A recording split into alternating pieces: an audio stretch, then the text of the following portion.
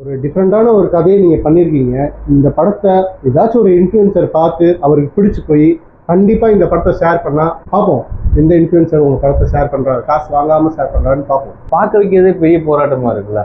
இப்போ influencer followers அதிகமாக வச்சுருந்தா நம்ம ஷேர் பண்ணோம். ஏன்னா நம்மள மாதிரி ஒரு 40 பேர் அமைச்சிருப்பாங்க. நம்ம அமைச்சிருப்போம், ஃபஸ்ட்டாக வந்திருக்கோம். அவர் அடுத்து இன்ஸ்டாவில் போய் சேட் பார்க்கறதுக்கு நமக்கு மேலே ஒரு 8 பேர் இருப்பாங்க.